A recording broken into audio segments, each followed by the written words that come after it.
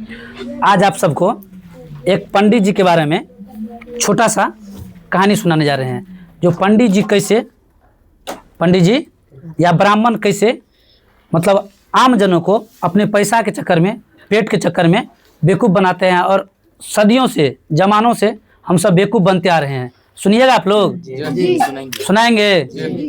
सुनिए। किसी गांव में एक आदमी का पिताजी मरा था। क्या हुआ था? पिताजी मरा था।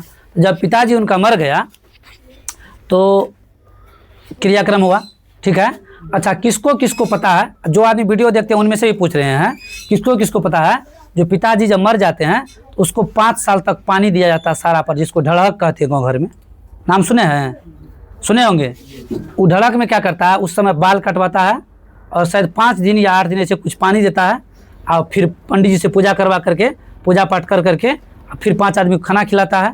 ऐसा प्रोसेस होता है 1 साल में एक बार 5 दिन तक, उसको ढड़क कहते हैं। अच्छा, जब उनके पिताजी मर गए या किसी का भी घर में कोई पिताजी, दादाजी, दादी जी, मम्मी मतलब कोई भी मरता है तो उस टाइम लोग क्या करता है, मतलब जितना उसका क्रियाक्रम होता है सब करवा छुटकारा पा लेता है। लेकिन ये जो 1 साल में होता है जिसको पिंडदान कहते हैं, क्या कहते हैं?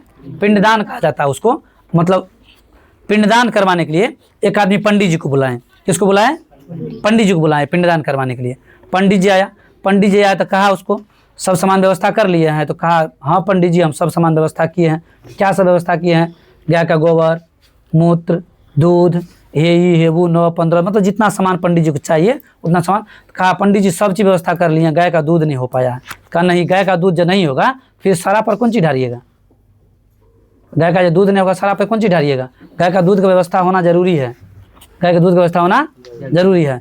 कहा जब गाय का दूध का व्यवस्था होना जरूरी है, उसके बिना काम नहीं होगा, व्यवस्था करते हैं, बैठिए 10 मिनट। पंडित जी कहा बैठिए 10 मिनट व्यवस्था करते हैं। तो जो आदमी लाया था पंडित जी को अपने घर पूजा करवाने के लिए, वो अपने बेटा को कहा कि जाओ, उसको लोटा गिलास दिया, कहा जाओ गाय का दूध लेके आओ। जिसके यहाँ गाय का दूध लगता होगा तो गाय का दूध लेके आओ, पैसा दिया, कहा लोटा गिलास दिया, जाओ तो गाय का दूध लेके आओ। तो उसका बेटा जो था ना, पढ़ा लिखा आदमी था। ये अंधभक्ति समझे, मतलब गाय के दूध गिराने से अगर मान लीजिए पुण्य होता तो लोग दूध बेचना छोड़ करके रोज डेली गाय का दूध होता गिराने का ही काम करता। वो लड़का गिलास लिया और जा रहा था रास्ते से। तो रास्ते से जब जा रहा था तो एगो मोड़ पर गया तो वहाँ देखा एगो गाय मरा हुआ था। गाय क्या हुआ था? मरा हुआ था। जैसे लोग का गाय माल मर जाता तो लोग फेंक देता कहीं अगल बगल में, तो गाय मरा हुआ था। वो लड़का क्या किया, वो अगले बगल खेत से कहीं घास नोच बटोर करके गाय के मुँह के पास रख दिया, समझे। और जहाँ से गाय का दूध लगता है, निकलता है, वहाँ गिलास लेके बैठा है, समझे।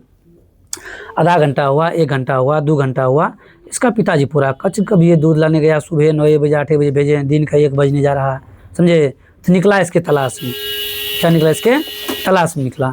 इसके तलाश में जब निकला, समझे, तो तलाश में निकलने के बाद क्या हुआ सो समझिएगा। इसके तलाश में जब गया, पंडित जी के साथ में गया, इसके पिताजी के साथ में गए, ठीक।